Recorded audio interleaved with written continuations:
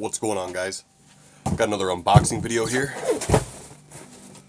It's a good sized box. Really excited about this one. This one comes from Death Studios. This mask is a mask I've wanted for a long time. I believe these were in production back in the early 90s. And they've been out of production for a while. Every now and then, one would pop up for sale out of a private collector would be selling one, but either the price would be too steep or somebody else would see it first and get to it first. So I've just never been able to get one.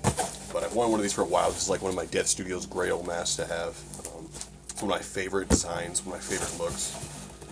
But yeah, it's a good sized box. Let's crack it open.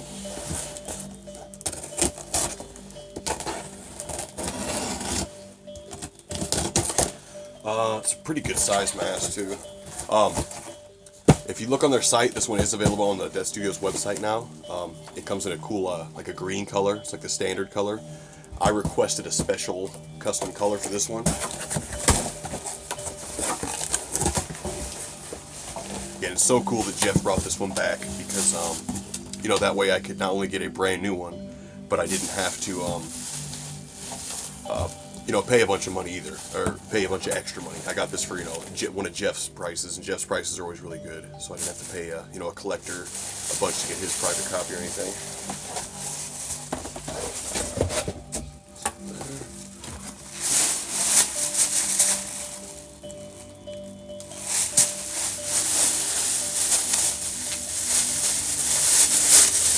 Again, one forever. So cool that he's bringing this one back so I can get, a new copy in a custom color.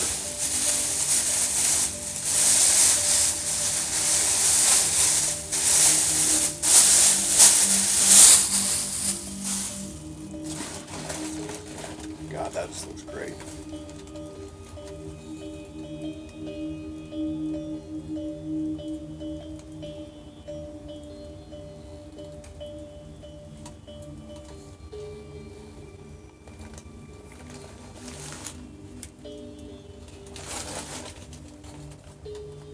This mask is called the Gremlin, it's just called Gremlin, not Gremlins like from the movie Gremlins, but just as a generic creature, Gremlin. Very, very, very cool. This mask was originally like roughed out, kind of like blocked out by Pete, I believe his last name's Infeliz, something like that. Pete Infeliz. He's the one that sculpted, like roughed it out. And John Smith is the one that finished this sculpt. John Smith's done a lot of stuff for Death Studios. He's a really amazing sculptor. I have several, almost, I think the majority of the Death Studios pieces I have were sculpted by John Smith. Yeah, so he's really talented. Again, Pete and Felice did the roughed out sculpt, kind of blocked it out, and then John Smith went and fine detailed it. So kind of a combination of talent there. And if you guys are looking at this and anybody thinks this monster looks familiar in any way, this sculpt was highly influenced by the monster from Big Trouble in Little China. Very, very similar. Looks a lot like that. Obviously the paint's different, but the design is extremely similar. Yeah, this thing's just great. This is a display copy. It's not wearable. Although I might be able to actually squeeze it over my head. I won't be able to breathe or see, but I might do that real quick. And of course, all Death Studios masks are cast extremely thick. And Jeff uses that really sturdy black latex. I mean, these things are like car tires. They're just solid rubber. These, for being a latex mask, this will last you your lifetime. Even though it is latex, it's just he uses that really good latex. And again, they're just super thick. He always casts everything really thick. Yeah, this is one of my favorite Death Studios masks. Again, it comes standard in a green color, which looks really good. And normally I don't get doubles of masks. Not often, but I may go back and get a green one just because I like this mask that much. And it looks really good in the green, but I just figured I'd do a custom red. Very, very cool mask. Newspaper address. And I also had Jeff sign and date it for me too. I don't know if you guys will be able to see that. But yeah. It's kind of hard to pick up.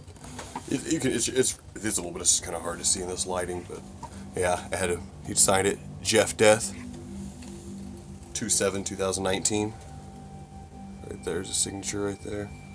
I called Jeff and actually asked him if he could sign it for me. Also, I called Death Studios and I talked to Jeff on the phone, and he gave me a whole list of stuff that he's bringing back. A lot of golden oldies, a lot of classic Death Studios masks that have been out of production for a while that he still either has molds for, or he's able to make a new mold for it because he has a master copy.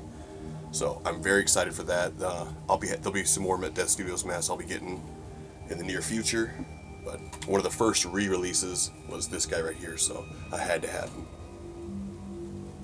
Been on the hunt for one of these for a while, so super cool that Jeff brought it back. And I can get this cool custom red color. Also, 2019 is the 40th year that Death Studios has been open. So Death Studios has been around for Jeff's been around forever. I don't know exactly how long he's been making masks, but actually his company, being Death Studios, has been around for 40 years.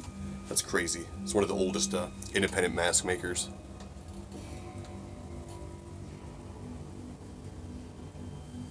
Let's see if I can fit this on. I might be able to put this on even without a...